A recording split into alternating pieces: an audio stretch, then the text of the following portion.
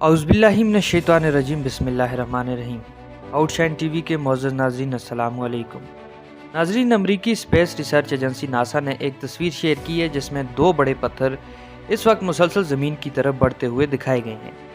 अब इन पत्थरों की हकीकत क्या है? क्या ये पत्थर 29 अप्रैल को ज़मीन के साथ टकराएंगे या नहीं टकराएंगे? इंटरनेट, सोशल मीडिया और इंडियन मीडिया की तरफ से फैलाई गई जितनी भी खबरें हैं उनमें कितनी हकीकत है, ये आज की इस वीडियो में हम आप तमाम नाज़रीन को बताएंगे।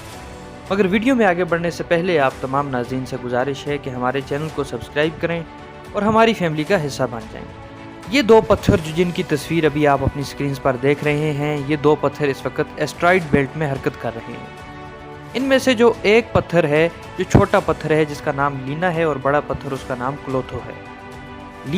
लीना की जो लंबाई है वो 37 माइल्स, जो कि अगर हम किलोमीटर में कन्वर्ट करें तो ये तकरीबन 70 किलोमीटर बनती है, और क्लोथो की लंबाई 50.9 माइल्स यानी 82 किलोमीटर बनती है।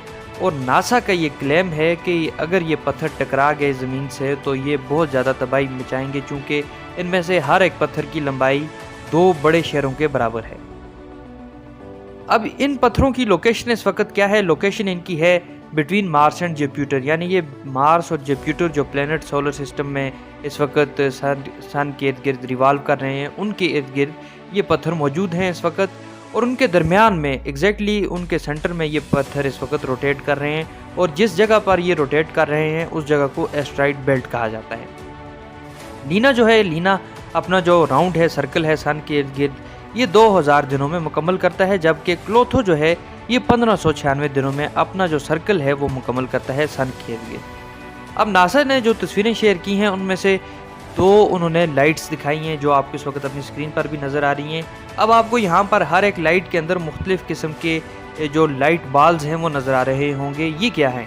बेसिकली ये उन पत्थरों की पोजीशन है, ये ग्लोइंग एस्ट्रॉइड्स हैं, और इनकी पोजीशन इस तरह से दिखाई गई है टाइम लैप्स के ज़रिए। अगर आप कैमरा यूज़ करते हैं तो ये फार्मूला होता है टाइम लैप्स का। टाइम लैप्स में चीज़ों को इस तरह से दिखाया जाता है कि उनकी जो पोजीशन है, यहाँ से वो शुरू करते हैं और जहाँ पर चीज़ें एंड होती हैं उनके दरमियान का जो पीरियड होता है उसमें उनकी क्या पोजीशन थी, ये वो दिखाई गई है।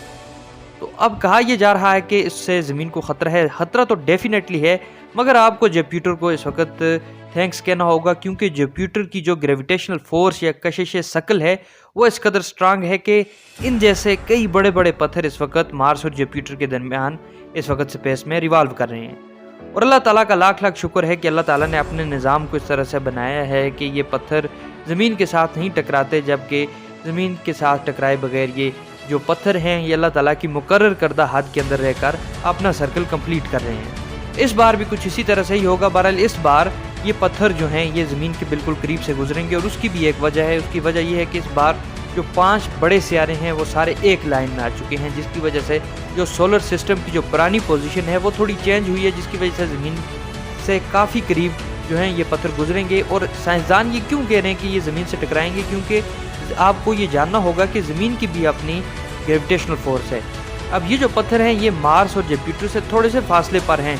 मैंने आपको पहले बताया कि जो 5 सियारे इस वक्त एक लाइन में आए हैं उनकी वजह से इनकी जो पोजीशन है वो चेंज हुई है, और मुमकिन है कि ज़मीन की जो ऑर्बिट है या ज़मीन की जो ग्रेविटेशनल फोर्स है ये ऑर्बिट में दाखिल होकर ग्रेविटेशनल फोर्स की वजह से ज़मीन से टकरा जाएं, मगर अल्लाह का निज़ाम ऐसा है कि ये नहीं टकराएंगे इंशाल्लाह।